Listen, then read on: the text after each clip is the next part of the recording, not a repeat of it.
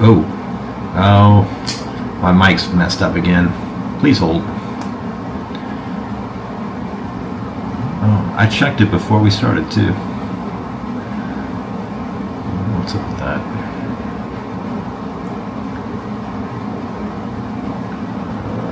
Let's see. Dang it, dang it, dang it. Please hold while I fix this.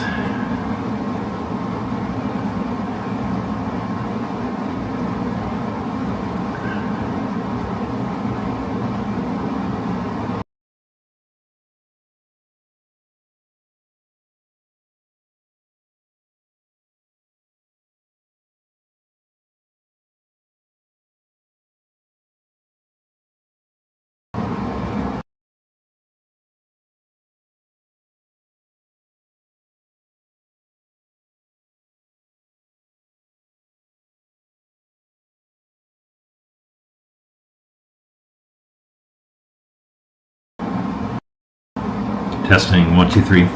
Turn this up. Testing, 1, 2, 3, testing.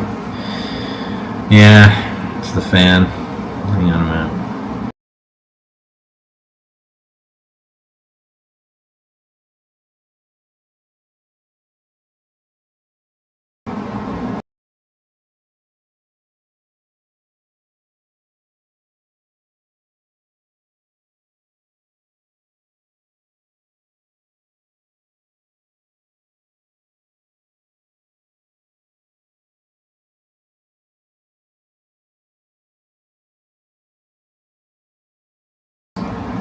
Nope, still messed up.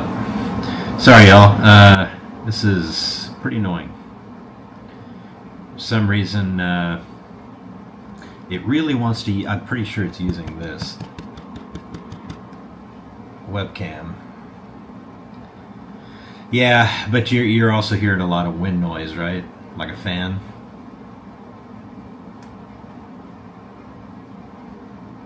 I don't know why that's happening, because it's not set to that.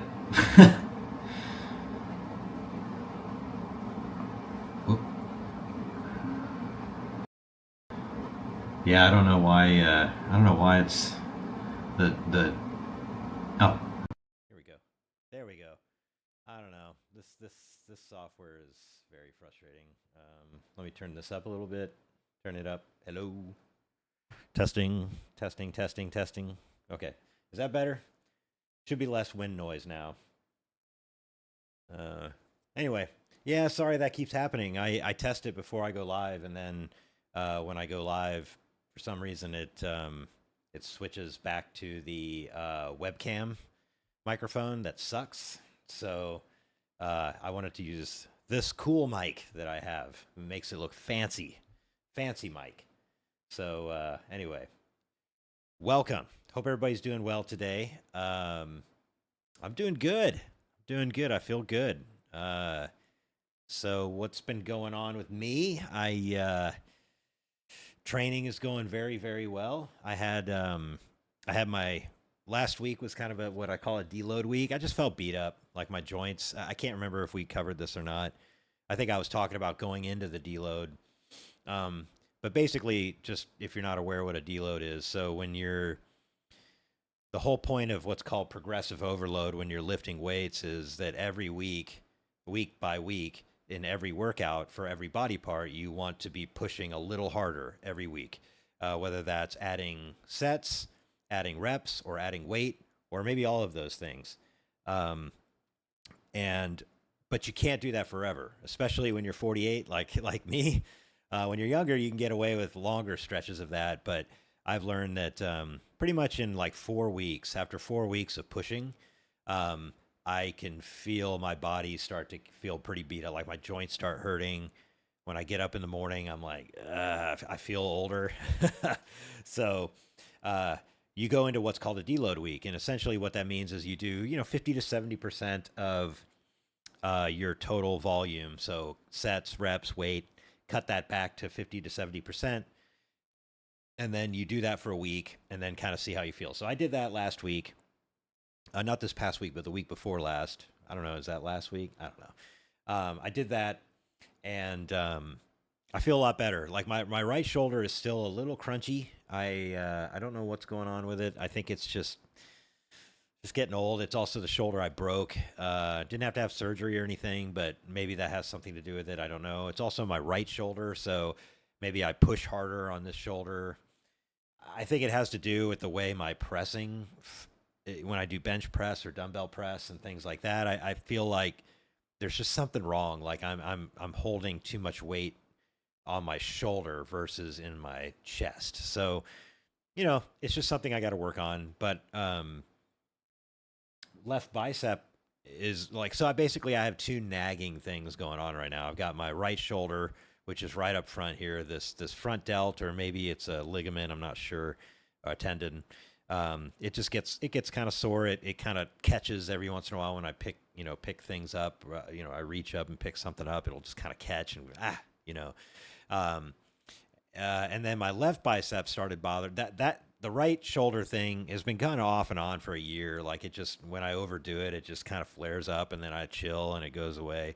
My left bicep though, that happened in my dieting. I think it's just tendonitis. I think I was just doing too many bicep curl type things. I was doing a lot of volume in biceps and kind of going a little heavy. And I just think that led to that.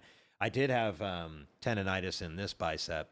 And basically the tendonitis can manifest itself down. It's kind of hard to see, but it can manifest itself like here or up in your shoulder where the bicep actually attaches, is up under all of the shoulder chunkiness here.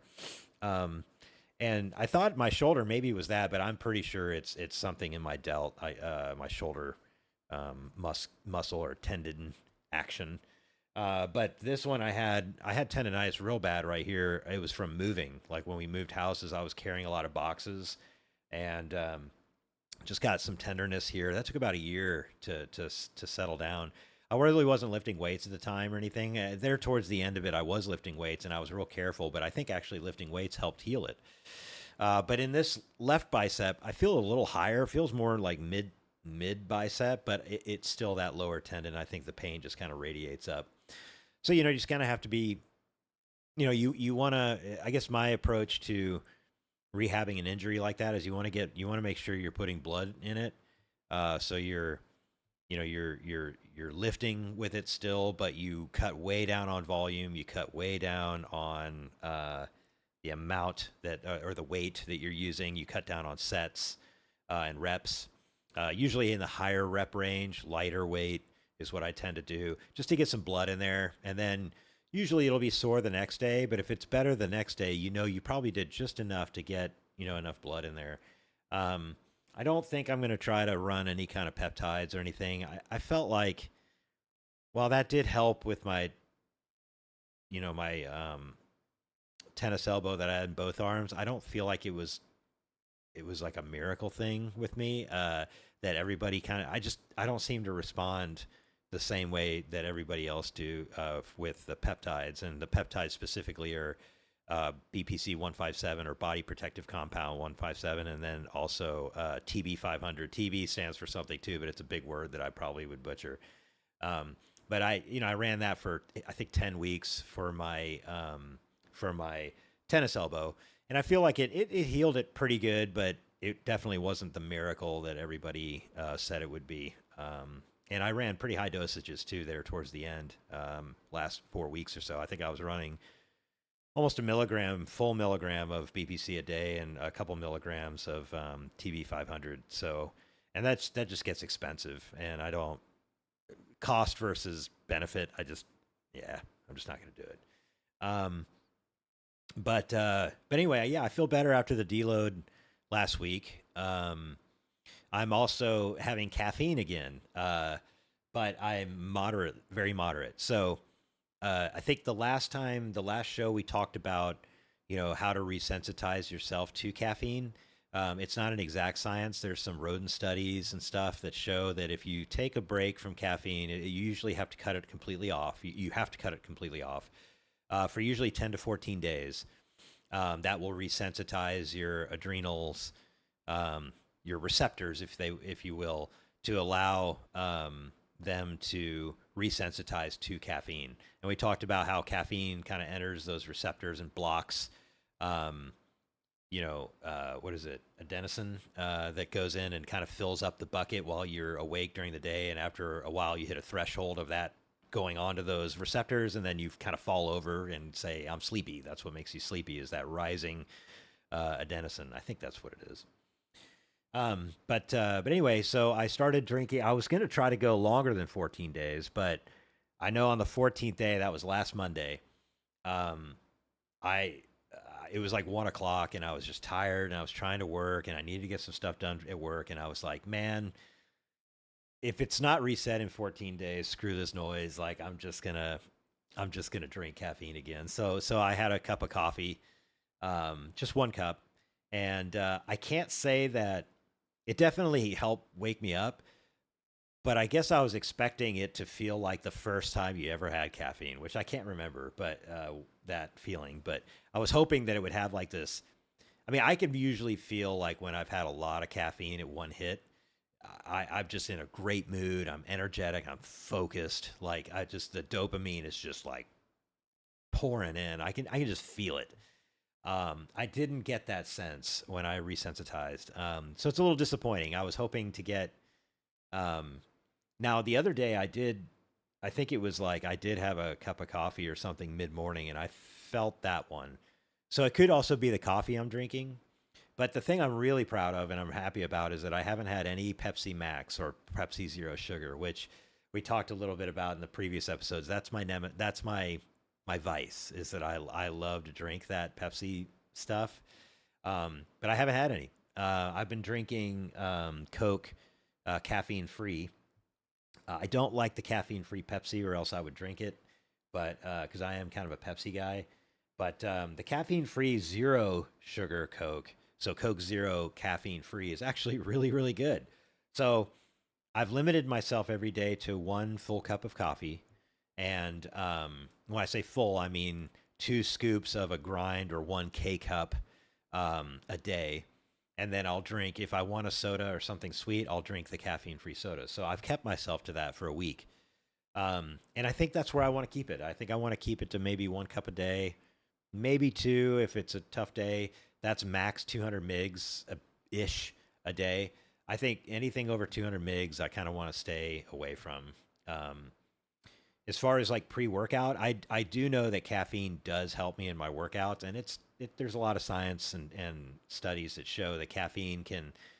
It's not like it gives you superhuman strength, but it increases your pain threshold tolerance, and it also can help you focus, and that helps your workouts. But a lot of these pre-workouts just have a ton of caffeine in them. I think one I take specifically is about 250 mgs of caffeine in one hit. So that would be a lot. Like if I had 2 cups of coffee and then one hit of pre-workout, that would be 450 mgs of caffeine. And I don't want to get up that high anymore. So, and most of the time too, when I work out these days, because of my schedule, I'm working out at usually 5 p.m. And it's not a good idea to have that much caffeine. Really anything over, I would say 50 mgs. For me personally, some people are very sensitive to caffeine, so they can't have any after 5. But I noticed that after 3 p.m. ish, if I take anything over 50 mgs of caffeine, that screws my sleep up. Sometimes I have problems going to sleep. Sometimes I see my deep sleep and REM numbers drop. Those are the sleep cycles. Then again, I see those drop even if I don't have caffeine. So it's, it is what it is. But as a best practice, I try to avoid caffeine after 3 p.m. But yeah, so I'm proud of myself. I went 2 weeks without caffeine and didn't have a single headache. I think that's pretty cool. And the key to that was just tapering down. And honestly, ChatGPT helped guide me in a plan to taper off and come back up. It was very, very helpful with that. And I even asked it like, hey, what studies did you use to base, your recommendation to me, this recommendation to me? And it showed me all the rodent studies and stuff. So that's kind of cool. Like just a tech tip for you. If you're using ChatGPT or any generative AI platform, Claude, or what is that one called? it's Claude is the model, but it's Anthropic. Yeah, Anthropic. If you're using Grok or whatever, I don't really like Grok, but sorry, Elon. But yeah, I don't really like Grok. I don't think it's just not, it doesn't do it for me. But if you're using those, you can always ask it, like, what is this answer based on? And it'll tell you, like, how it formulated the thing. Now, maybe it can hallucinate that too. I don't know. But I guess that's the best we got, right? So, um, speaking of AI, I am a little disappointed in the 5 model of ChatGPT. So, basically, what they do, if you're not familiar with how generative AI models work or the models that power them, is that they do these training runs where basically they train these models, and it's very expensive to train these models. And think of it like it's almost like your car. If you like upgrade your car or upgrade your computer, like each time it gets better and better. When they train these models, that's the idea, is that they're making them better and better as they retrain them. But it can take, days, months to train these models and millions of dollars to train these models. I mean, it's very expensive. So the latest one from ChatGPT, I believe, is still 5. I'm a little disappointed though, because a lot of the drug and health research that I like to do, when I talk about drugs, I'm talking about performance enhancing drugs or lifestyle, not lifestyle. That's not recreational. That's the marijuana stuff, and that stuff I don't care about, or it doesn't apply to me. I don't use that. But it's like the performance enhancing drugs, supplements, nutrition, that kind of thing, and then health. It's the guardrails are way too rigid around it.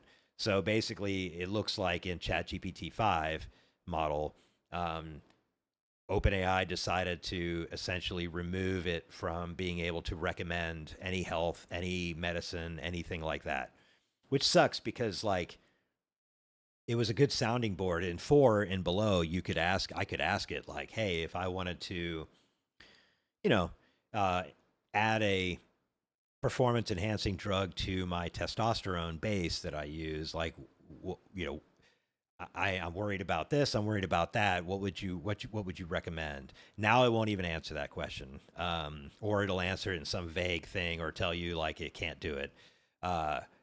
Anthropic was always like that, but now ChatGPT is like that. So I've been going to this other thing called Freedom GPT, which is an unlocked model that will answer those types of things. I'm kind of playing around with that. Nothing to report there yet, but I'm just kind of disappointed that I feel like that's kind of censorship, and I'm not like a total censorship freak or anything. I do believe in some forms of censorship, especially protecting kids and stuff like that. I definitely believe in that.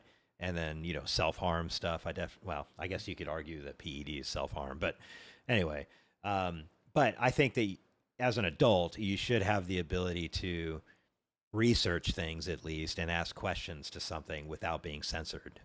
Because then what are you going to do? Well, then you're going to go to like a forum or Reddit, and you've got all these different non-science based responses to a bunch of medical questions. And that to me is even more dangerous. So, it just sucks. I'm a little disappointed in their decision they made, but I also understand they've got risk.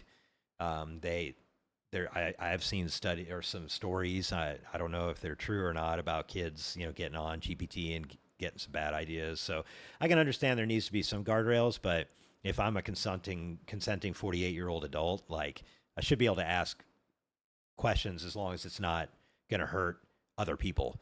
Like if it's going to hurt me, I think I'm a big boy. I should be able to make those decisions. But if it's going to hurt other people, I could see, that being a problem. So anyway, little rant there on ChatGPT, but don't like where it's going from the censorship perspective. But hopefully that'll make a difference.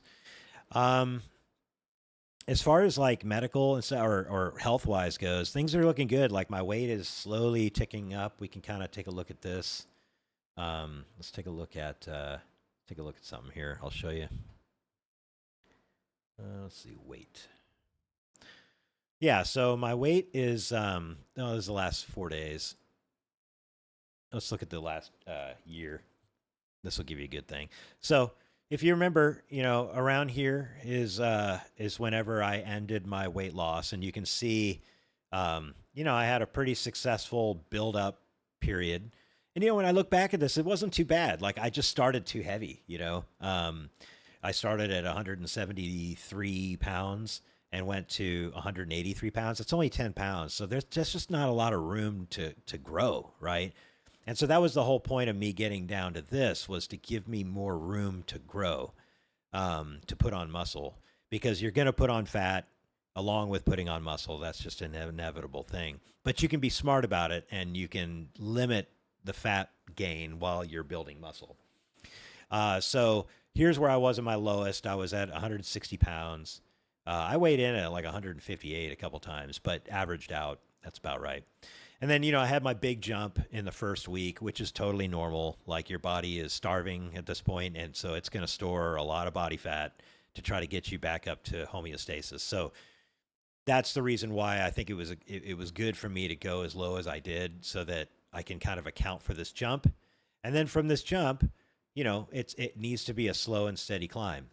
So my plan was essentially from end of August through October, the beginning of October, I didn't want to gain very much weight. I was in what is kind of known as a health phase. And so my whole thing was, I was trying to kind of fix my metabolism by eating just enough calories to rebuild my body, rebuild some of my hormone stuff, and repair some of the damage I did going down this low. So that's kind of the health phase. But you can see now it's October, I'm kind of doing a little bit of a growth phase. I'm starting to push food a little more.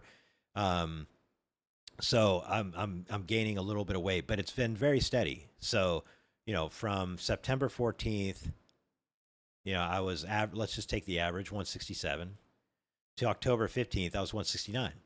So in a month, I've gained about 2 pounds, and that's perfect. Like, half a pound a week is really what I'm after. So that when, at the end of, like, I hope to do like an 18 to 20 week push. That's my goal. That will put me at about 180 pounds at the end of it. And if I can get to 180 pounds after 18 to 20 weeks of pushing, and when I mean pushing, I mean high food, high training, and then maybe a little bit of hormone support. I'll just put it that way. I can grow into 180 pounds ish, and then start to kind of diet down from there.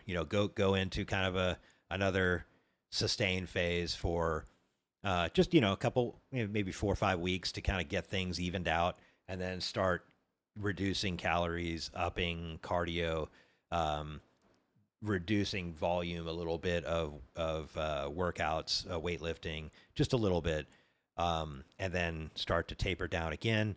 And then, if you think about it, what should happen is that I should be able to get down to, maybe something like this, 165 pounds, which means I put on potentially, 5 pounds of muscle between the last time I lost weight and gained weight.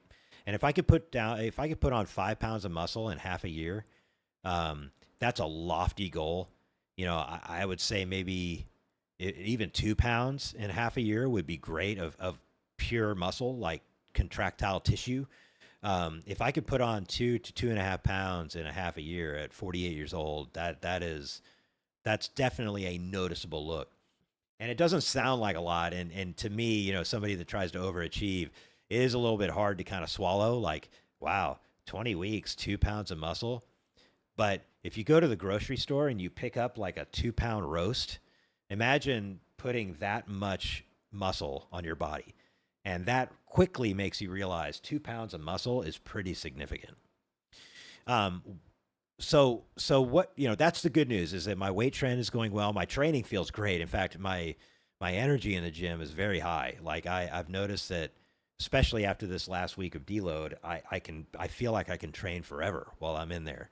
And I have to be careful, because that's a very short-term thing, right? So one issue I've had in the past is, like, when I feel great, I tend to overdo it, which then puts me in a hole I got to recover from. So the goal is to basically push just past what I did before, so that my body can adapt and get better.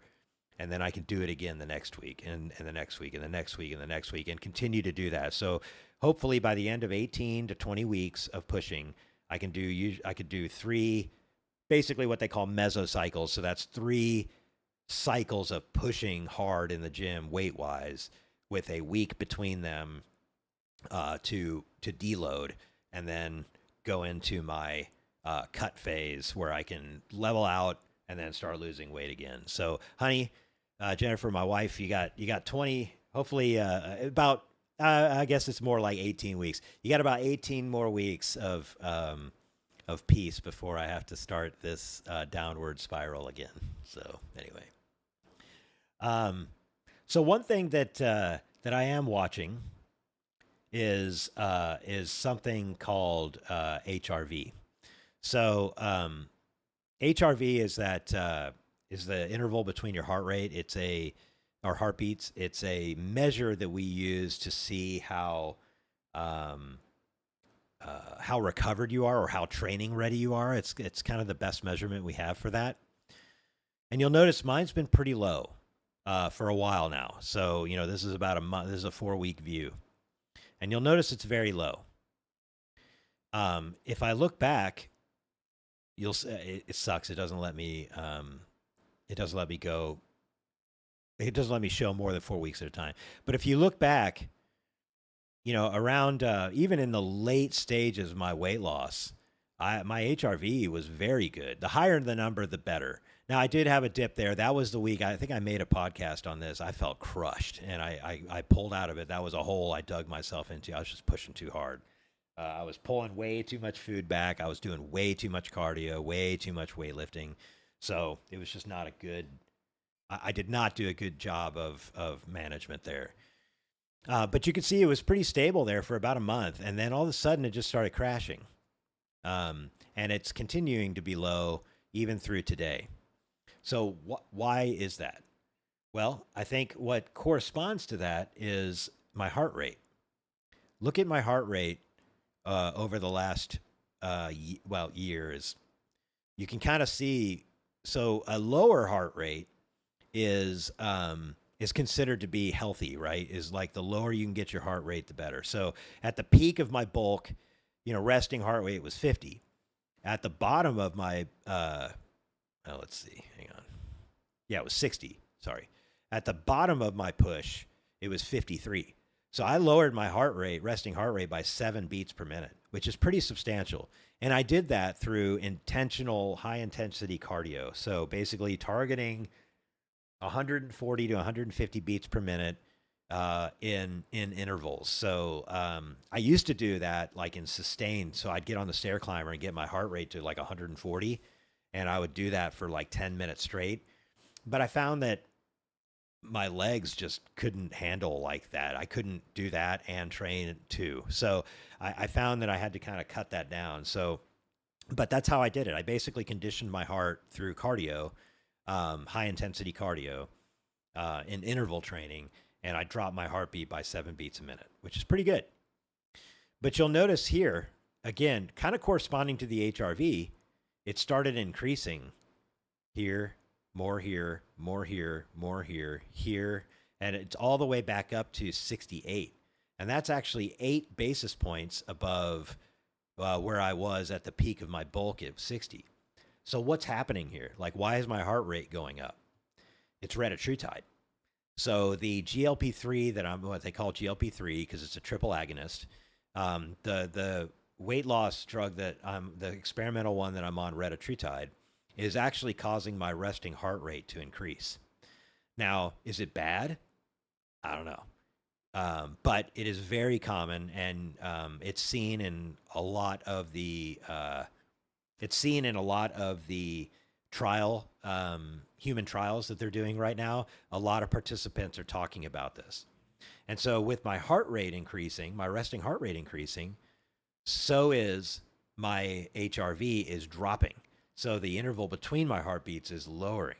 So basically, Retatrutide is increasing my heart rate, decreasing my HRV. So then the question becomes, is it affecting my recovery? Because if I'm using HRV as a essentially a guide to tell me how recovered I am to train the next day, then you would look at this and say, okay, well, yeah, I mean, we looked at your HRV. And so I think they actually have there's a readiness thing in here. Yeah, training readiness. So what we should see is, yeah, like basically if you look low, low, low, low, low, like it's I've been poor low. Yeah, I was moderate for a little while, but I've been poor low for a lot of the time. But what's funny is my training performance in the gym is increasing. It's getting better. So I don't know. Like it's kind of a conundrum. The data that I'm using to determine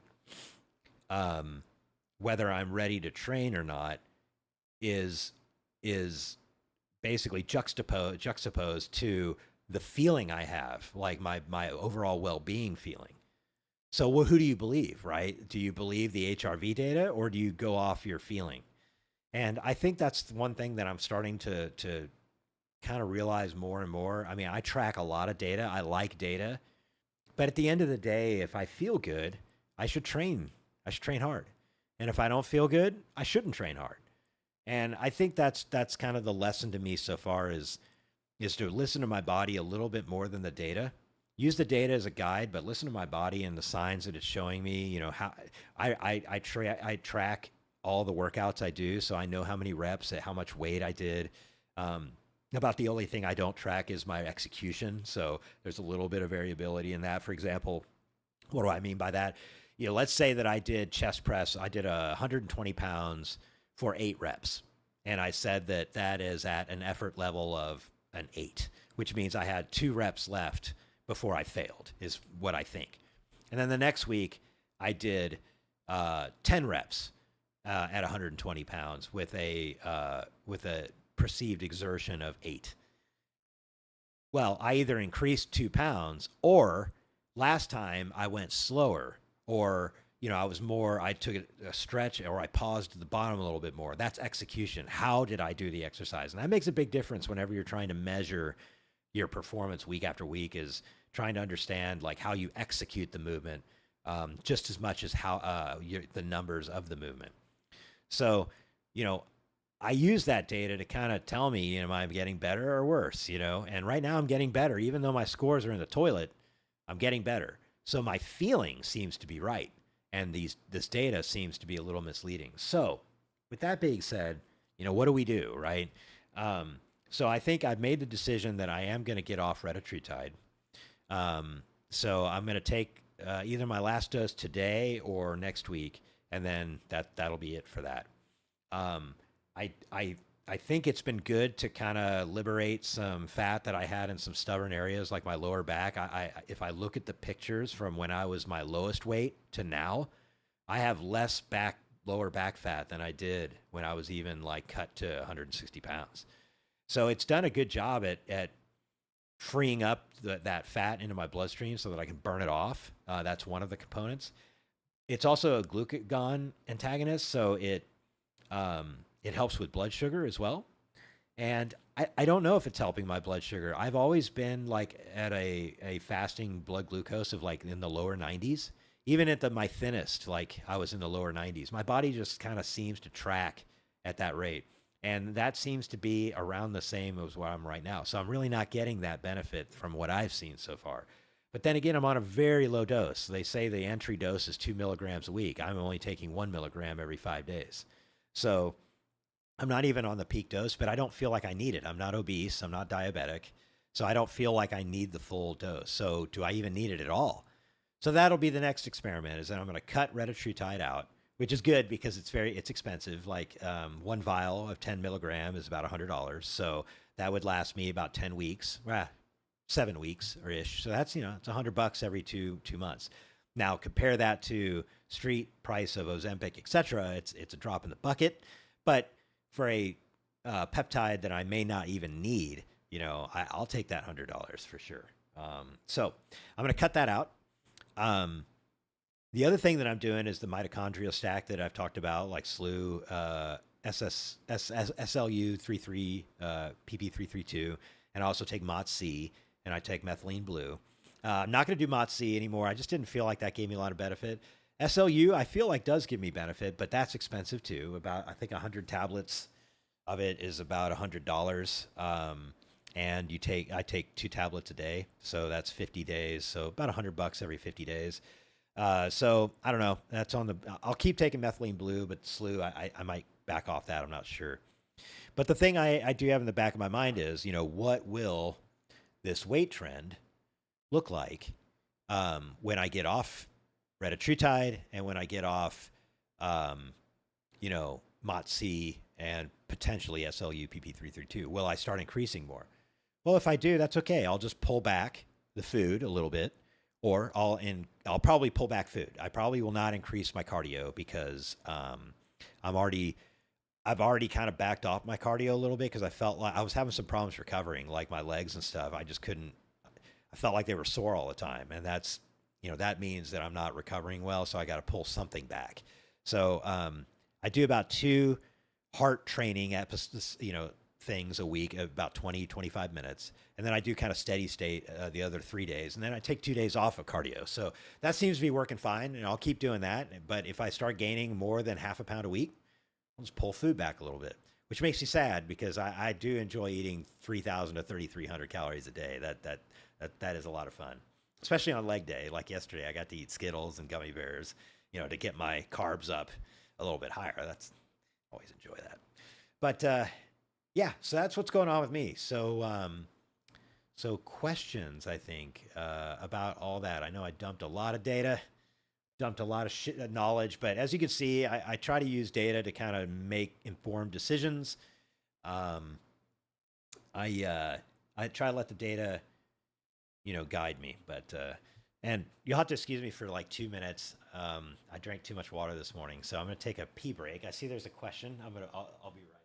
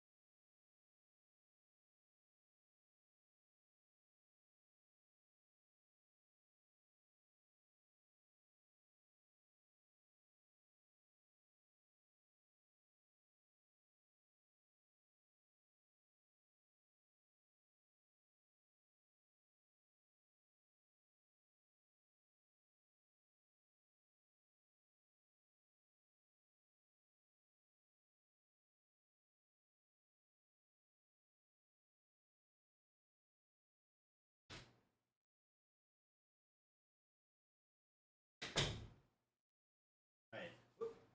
Loki's trying to kill me here. My cat's trying to kill me. All right. Okay, question from my wife. Are you adding things and or taking away one thing at a time, removing or adding one variable at a time, or waiting to see the difference? Yeah, great question. So I do try to, Jeopardy theme. Sorry, my back teeth were floating there. Come on, bud. Come up here.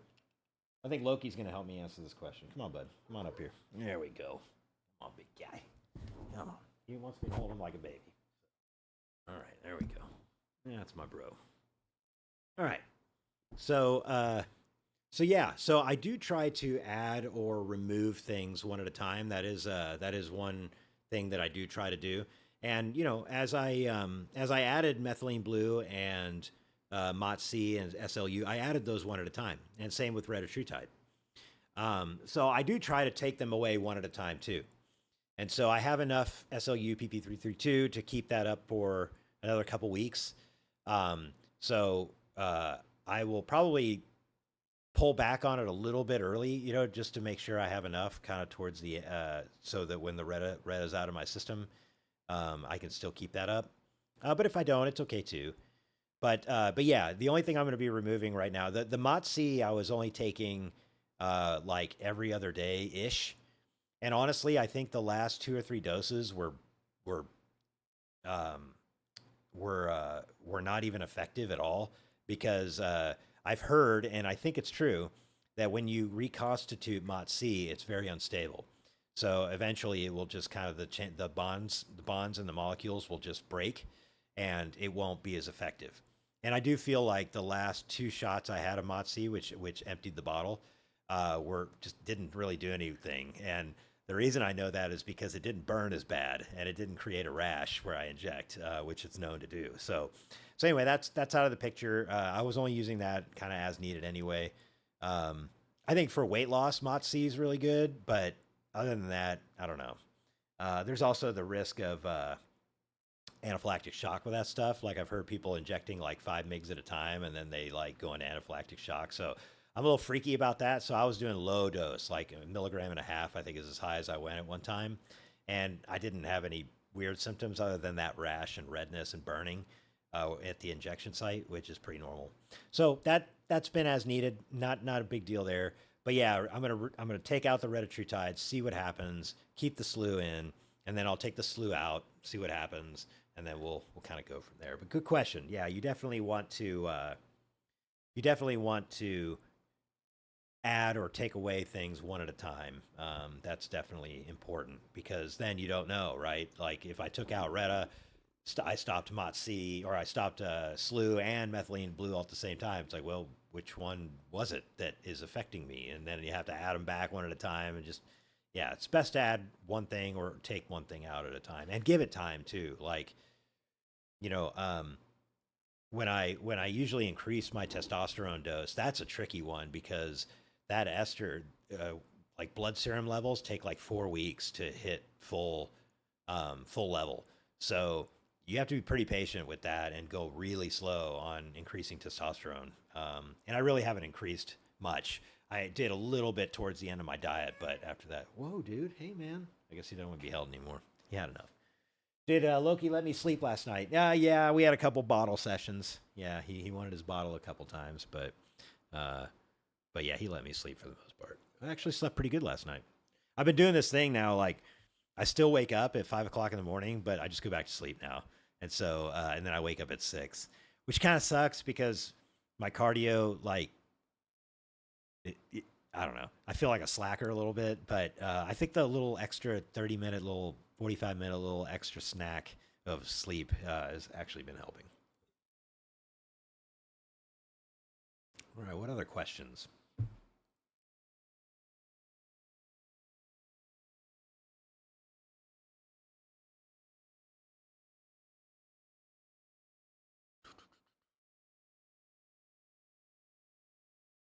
I'm trying to think. Maybe I'll ask y'all a question.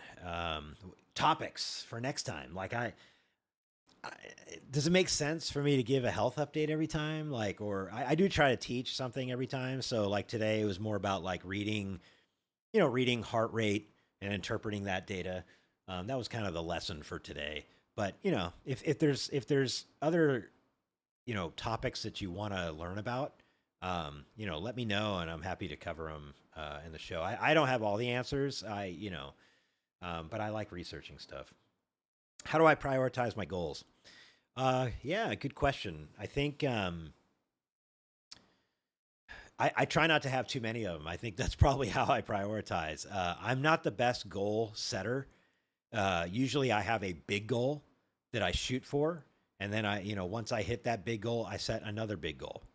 Um, but I know that's probably not the best thing to do. Um, and then every once in a while, I'll set like okay, today I'm going to do this. Like set kind of a short term goal of the day. And usually that's when I'm trying to get my butt in gear. Like I hate mowing the lawn, but like yeah, it's usually around stuff I hate, like, or I just don't have fun doing, like laundry or like, cleaning up a room or something like that. But yeah, my current goal right now uh, is to basically like execute an 18 to 20 week growth cycle, and not put on too much body fat, and be patient. That's my goal for the next 18 to 20 weeks is to you know keep the weight up, at a half pound a week, eat clean, so some cheat meals but not many, um, because I find that if I do actually eat off plan, like I eat kind of like some dirty foods, it actually causes me to have some acne. It there tends to be some kind of correlation there. So when I say acne, I mean body. Like I'll just get these like cystic type things that are kind of gross. I've noticed that. Like if I eat trashy, the next like 2-3 days later, I'll usually get like a couple spots or something. It's kind of weird. But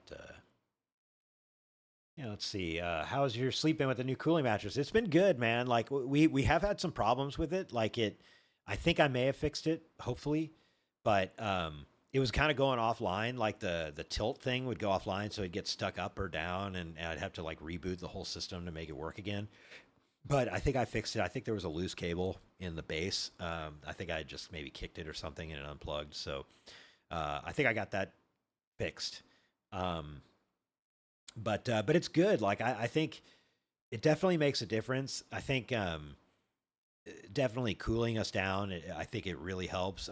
We'll see next summer. The heat is almost too good. Like it makes me not want to get out of bed in the morning. So like, you know, we talked about this last time where the best way to kind of wake up is for your body temperature to elevate. And so that's what it does is it kind of warms up the mattress cover to make you a little warmer, and that breaks you out of the sleep. The bad thing is though, is like you don't want to get out of bed because it's so comfortable. So that's the one potential downside to that. Yeah. But it's been good. Yeah, I've been very, very pleased with that system. And honestly, like knock on wood, with like 8 cats in the house and all of them except one have their claws, like, you know, I kind of look at that thing and I'm like, man, when am I going to wake up in a pool of water? You know, when's it going to break? That's, I am worried about that. But anyway, yeah, we'll see. We'll see how, well, it's been robust so far. Well, there's Yoki. He's trying to break in the closet. He'll get it open. Yeah, there he is. If you don't see him, he's right. Right there. Right there. There he is. There we go. It's hard to do that. Yeah. So yeah, mattress has been good. You know, is it worth $6,000? I don't know. I mean, I will say there's a lot of technology in that, but I think the thing that really hurts is that it's not just 6 grand. It's also like $300 a year for their autopilot functionality. So it monitors and records data and adjusts to you, and all that's like an extra $300 a year, which, you know, you get for free for the first couple years after you buy it. But still, after 2 years, paying $300 for that service is, I don't know. We'll have to see. We'll have to see. Once I get off Retatrutide, I feel like the Retatrutide's kind of tainted my results for the sleep, because I honestly think the higher heart rate is keeping me from getting the best sleep I can. That's my theory right now. So once we get the Retatrutide out of my system, I'll start looking at my sleep. And the bad thing is I didn't have it before I was on Retatrutide, so like I don't have data to show that, but I have the data from before I was on Retatrutide without 8 sleep. So hopefully that'll give me a good comparison there. Yeah, Jennifer, not waking up with a lot of pain anymore. Yeah, I've noticed that too, Jen. Like now that I increased the temperature a little bit of the bed, I did have it like cranked all the way down cold for me to sleep in. But I noticed like I was feeling a little achy when I woke up. I halved that, so I put it like a 5 or something to sleep in, and I don't hurt like that anymore. Yeah. So yeah, it's good. It's helping Jennifer. It's helping me. So hopefully she won't kill me for. I think it was a good purchase. I do think it's a lot of money. It is a bit of a luxury, I would say, but hey, sleep's the most important thing we can do. So sleep, exercise, and food choice, I think, is the 3 most important things we can do. If you can optimize one of those with a purchase that, you know, you'd probably blow on something stupid during the year anyway, probably a good buy.